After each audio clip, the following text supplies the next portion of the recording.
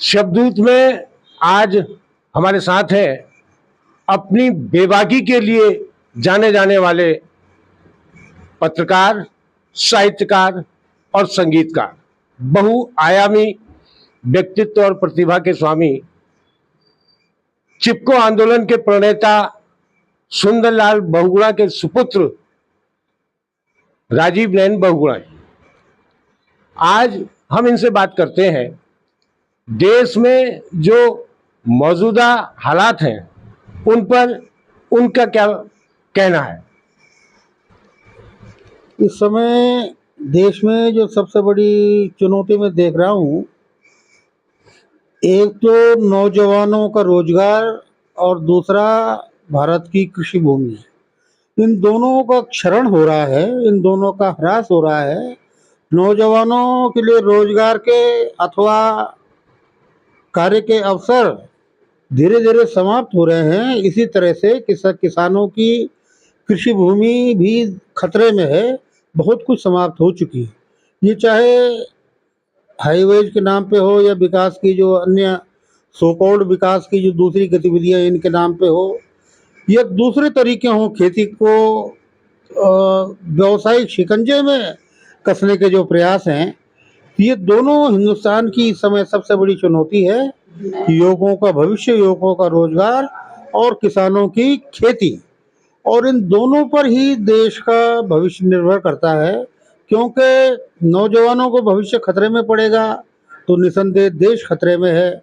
और सब कुछ होने के बावजूद भारत अभी भी एक कृषि प्रधान देश है, और कृषि प्रधान अर्थव्यवस्था होने के कारण ही जब कभी विश्व में व्यापारिक संकट आते हैं, आर्थिक संकट आते हैं, तो भारत उससे पार पा जाता है।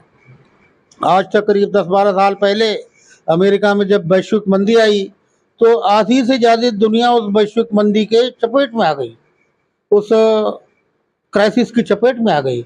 लेकिन भारत उस आर्थिक मंदी से अछूता रहा, क्योंकि यहाँ अभी भी अर्थव्यवस्था का मुख्य आधार कृषि है। और कृषि की और पर्यावरण पर आधारित जो अर्थव्यवस्था है वही स्थायी अर्थव्यवस्था है। वो अर्थव्यवस्था बाजार की मंदी तो छोड़िए, 2-4 अकाल भी झेल लेती है, 2-4 अनावृष्टि या अतिवृष्टि भी झेल लेती है। इस पर आधारित जो अर्थव्यवस्था रहती है वही सस्टेनेबल है, वही शाश्वत है। अब चीन भी हमारी तरह कृषि प्रधान देश था, लेकिन धीरे धीरे उसने अपनी कृषि का औद्योगिकरण किया और वो उद्योग प्रधान देश हुआ। तो आज आप देखिए कि चीन में आए दिन कोई ना कोई संकट आता रहता है, और चूंकि उसने अपनी अर्थव्यवस्था बाजार पर आश्रित बना ली तो उसकी अर्थव्यवस्था 2-4-5 साल में एक आध बार डामाडोल जरूर होती है। तो ये इस समय सबसे बड़ी चुनौती है कि अब कैसे अपने नौजवानों को भविष्य और देश की खेती की जो ज़मीन है, खेती का जो रकबा है, इसे कैसे नष्ट होने से या इसे कैसे घटने से बचाएं।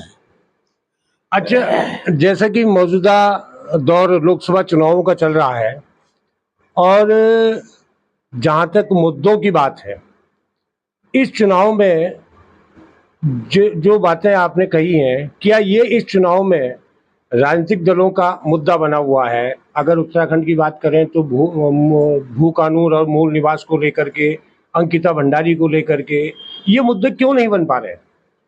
ये इसलिए नहीं बन पा रहे हैं कि राजनेताओं ने हमारे समाज को भी अपने साथ साथ भ्रष्ट कर लिया है। यहाँ आप देखेंगे कि जो नोट और मुर्गे पे बिकने की जो बात होती है, इसका सीधा सीधा संकेत ये है कि समाज भ्रष्ट हो चुका है।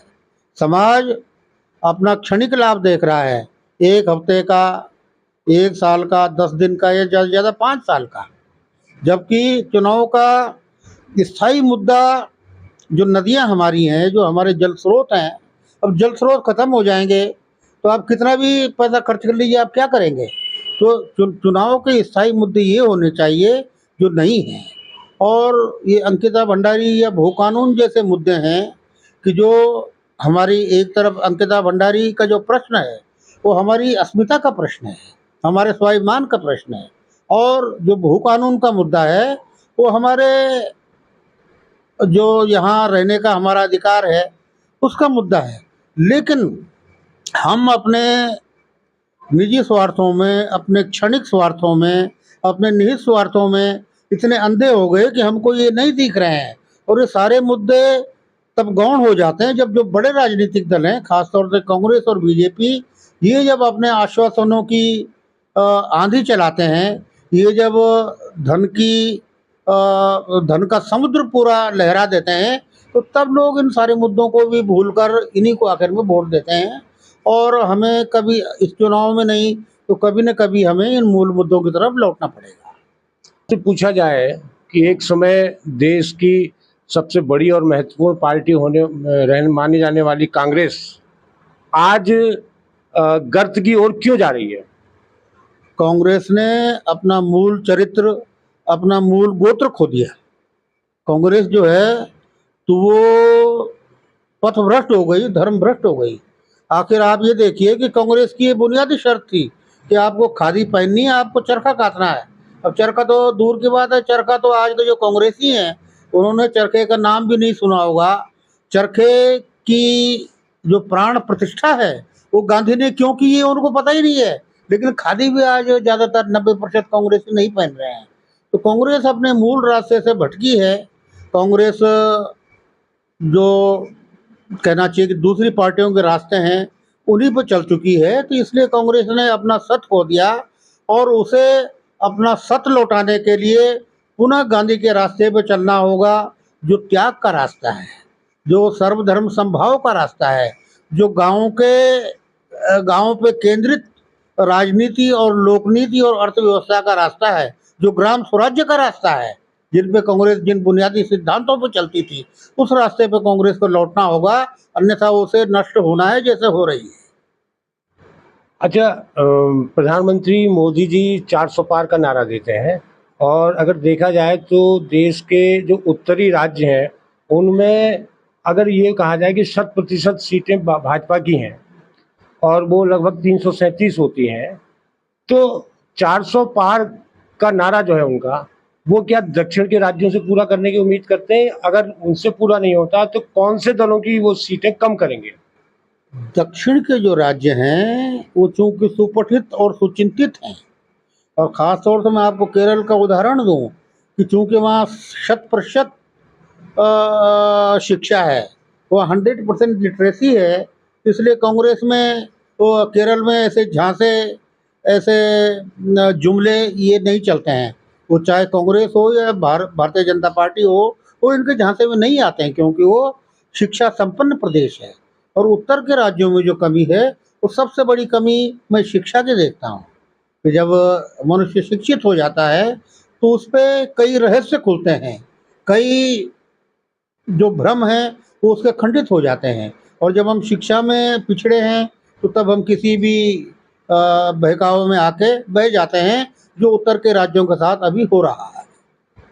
धन्यवाद। ये थे राजीव नयन बहुगुणा, जिन्होंने बेबाकी से हमारे सवालों के जवाब दिए और आज के माहौल पर अपनी राय रखी। नमस्कार।